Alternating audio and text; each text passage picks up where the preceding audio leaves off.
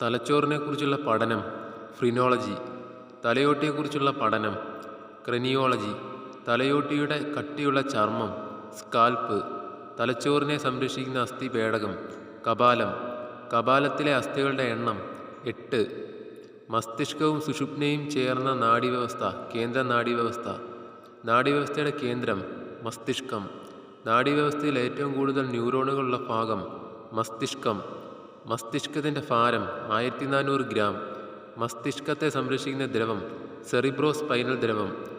മസ്തിഷ്ക കലകൾക്ക് ഓക്സിജനും പോഷകവും നൽകുന്നതും മസ്തിഷ്കത്തിനുള്ളിലെ മർദ്ദം ക്രമീകരിക്കുകയും ചെയ്യുന്ന ദ്രവം സെറിബ്രോസ്പൈനൽ ദ്രവം. തലച്ചോറ്, സുഷുമ്ന എന്നിവയെ പൊതിഞ്ഞു കാണുന്ന സ്ഥലം മെനിഞ്ചസ്. മെനിഞ്ചസിൻ്റെ ബാഹ്യസ്ഥലം ഡുറാമാറ്റർ. മെനിഞ്ചസിൻ്റെ മധ്യസ്ഥലം ആർക്കനോയിഡ്. മെനിഞ്ചസിൻ്റെ ആന്തരസ്ഥലം പയാമാറ്റർ. തലച്ചോറിൻ്റെ ഇടതു വലത് ഭാഗങ്ങളെ തമ്മിൽ ബന്ധിപ്പിക്കുന്ന നാഡീകല കോർപ്പസ് കലോസം. മസ്തിഷ്കത്തിൻ്റെ ഏറ്റവും വലിയ ഭാഗം സെറിബ്രം. സെറിബ്രത്തിൻ്റെ ബാഹ്യഭാഗം കോർട്ടക്സ്. സെറിബ്രത്തിൻ്റെ ആന്തരിക ഭാഗം മെഡുല്ല.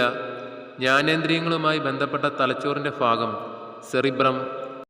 ബുദ്ധി, ചിന്ത, ഭാവന, വിവേചനം, ഓർമ്മ, ബോധം എന്നിവയുമായി ബന്ധപ്പെട്ട തലച്ചോറിലെ ഭാഗം സെറിബ്രം. ഐച്ഛിക പ്രവർത്തനങ്ങളെ നിയന്ത്രിക്കുന്ന മസ്തിഷ്കത്തിലെ ഭാഗം സെറിബ്രം. ഇന്ദ്രിയാനുഭവങ്ങൾ ഉളവാക്കുന്ന മസ്തിഷ്കത്തിലെ ഭാഗം സെറിബ്രം. മനുഷ്യനെ മറ്റ് മൃഗങ്ങളിൽ നിന്ന് വേർതിരിക്കുന്ന തലച്ചോറിലെ ഭാഗം സെറിബ്രം. സെറിബ്രൽ അർദ്ധഗോളങ്ങളെ ആവരണം ചെയ്യുന്ന കോശങ്ങളുടെ പാളി സെറിബ്രൽ കോർട്ടക്സ്. മുൻ മസ്തിഷ്കത്തിൻ്റെ അടിഭാഗത്തായി സ്ഥിതി ചെയ്യുന്ന സബ്കോർട്ടിക്കൽ ന്യൂക്ലിയസുകളുടെയും അനുബന്ധ ഘടനകളുടെയും ഒരു കൂട്ടമാണ് ബേസൽ ഗാംഗ്ലിയ. സംസാരശേഷിയുമായി ബന്ധപ്പെട്ട സെറിബ്രത്തിലെ ഭാഗം ബ്രോക്കസ് ഏരിയ. ലിറ്റിൽ ബ്രെയിൻ എന്നറിയപ്പെടുന്ന തലച്ചോറിലെ ഭാഗം സെറിബെല്ലം. ശരീര തുലനാവസ്ഥ നിലനിർത്തുന്ന തലച്ചോറിലെ ഭാഗം സെറിബെല്ലം. പേശി പ്രവർത്തനങ്ങളെ ഏകോപിപ്പിക്കുന്ന തലച്ചോറിലെ ഭാഗം സെറിബെല്ലം. മദ്യം ബാധിക്കുന്ന തലച്ചോറിലെ ഭാഗം സെറിബെല്ലം.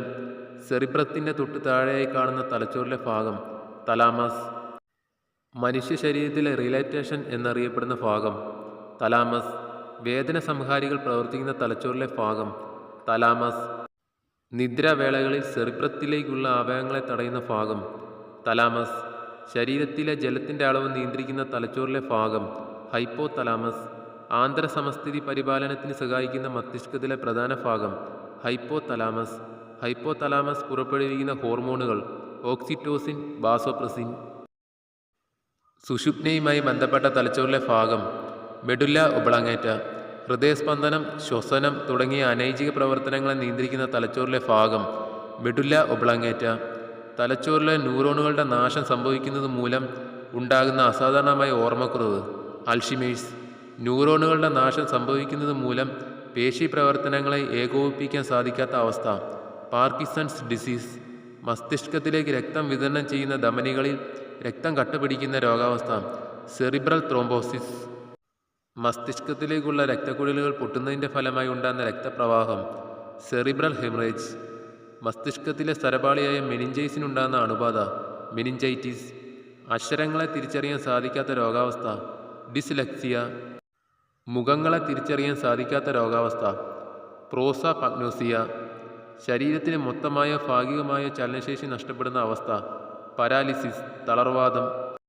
പരിചയമുള്ള വസ്തുക്കളുടെ പേര് കേൾക്കുമ്പോൾ അതിൻ്റെ ചിത്രം മനസ്സിൽ വരുന്നത് മസ്തിഷ്കത്തിലെ ഏത് ഭാഗത്തിൻ്റെ സഹായത്താലാണ്? വെർണക്സ് ഏരിയ. വെർണക്സ് ഏരിയ ആദ്യമായി വിവരിച്ച വ്യക്തി കാൽ വെർണക്.